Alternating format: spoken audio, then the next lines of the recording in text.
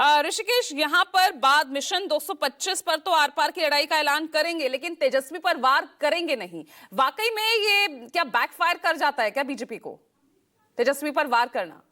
और इसीलिए इस लड़ाई को लालू यादव के जंगल राज की याद दिलाकर उससे जोड़कर देखी जाती है।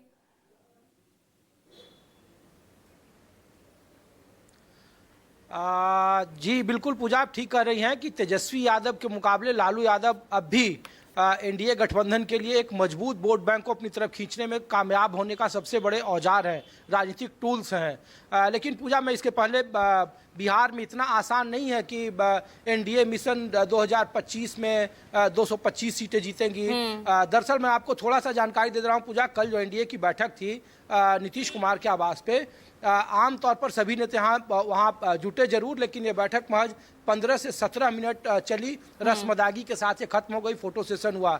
लेकिन जो सबसे इम्पॉर्टेंट बात उस बैठक में हुई पूजा, वो ये था कि सभी एनडीए के घटक दलों को कहा गया था कि आपकी कितनी सीटों पर भागीदारी है, कितनी तैयारी है, कौन कौन सी सीटें आप लड़ना चाहते हैं, ये सभी डाटा आप दें। और सभी एनडीए के एलाइज ने, जिसमें चिराग पासवान, उपेंद्र कुशवाहा, जीतन राम मांझी, ये तीनों प्रमुख तौर पर शामिल थे। इन लोगों ने बंद लिफाफे में एक अपनी सीटों की दावेदारी को लेकर दिया है। नंबर क्या है ये किसी को नहीं पता है, लेकिन उस फोटो सेशन के दरमियान उस नेताओं की मौजूदगी में अमित शाह ने सिर्फ एक लाइन कहा कि हमें सबको मिलकर चुनाव लड़ना है और जो खास करके बयानबाजी से बचना चाहिए। और बीच में उन्होंने कहा कि चिराग भाई आपको इसका ध्यान रखना चाहिए। यानी चिराग पासवान को लेकर अब भी एनडीए के भीतर सीट शेयरिंग का जो मामला है वो उतना आसान नहीं है। दूसरी बात पूजा की, इस बैठक को लेकर तेजस्वी यादव पर निशाना साधेंगे, लालू यादव का चारा घोटाले को आगे रखेंगे, राजनीतिक मुद्दा है और उस पर आने वाले वक्त में बदलाव भी होगा। लेकिन आमतौर पर कहा जा रहा है कि जब 2020 के पहले अमित शाह बिहार के दौरे पर गए थे तो यही गृह मंत्री ने वहाँ सार्वजनिक तौर पर गोपालगंज में जब ऐलान उन्होंने किया, उसके पहले 2020 में उन्होंने कहा था कि नीतीश कुमार के चेहरे पर हम चुनावी मैदान में जाएंगे। इस बार गोपालगंज में उन्होंने नीतीश कुमार के कामों की सराहना जरूर की, लेकिन ये मैसेज नहीं दे पाए कि नीतीश कुमार ही अगले मुख्यमंत्री होंगे। जो वहाँ के जो राजनीतिक तौर पर जो प्रतिक्रियाएं आ रही है वो मैं पूजा आपको बता रहा हूँ।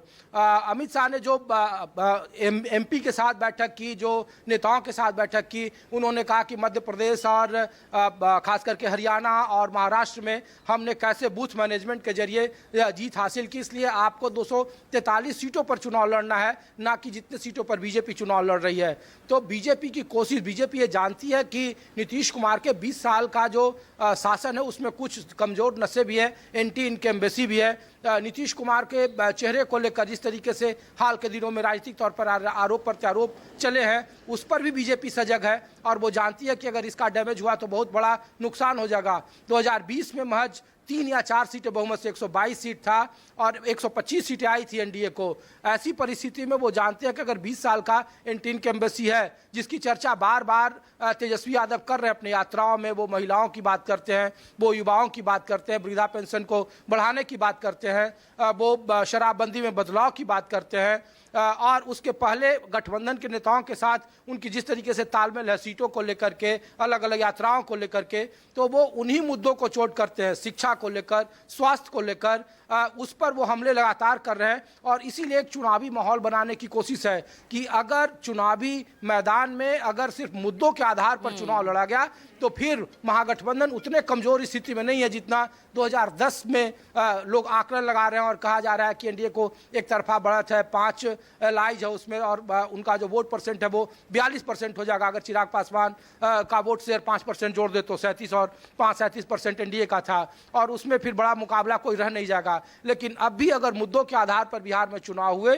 तो निश्चित तौर पर मुकाबला कड़ा होगा, कांटे का होगा। लेकिन अब भी एनडीए में बीजेपी को लगता है कि अन्य कमजोर कड़ी में एक कड़ी नीतीश कुमार की खराब सेहत है और 20 साल का जो शासन काल है उसमें उनको लेकर जो एंटी इनकम्बेंसी मुद्दों के आधार पर है, अगर उसको दुरुस्त नहीं किया गया तो परिणाम कुछ भी हो सकते हैं। इसीलिए वो बूथ लेवल पर बात कर रहे हैं, अपने नेताओं और कार्यकर्ताओं को 243 सीटों पर मेहनत करने की बात कर रहे हैं और इसलिए वो उदाहरण महाराष्ट्र का दे रहे हैं, वो उदाहरण दिल्ली का दे रहे हैं, वो उदाहरण हरियाणा का दे रहे हैं।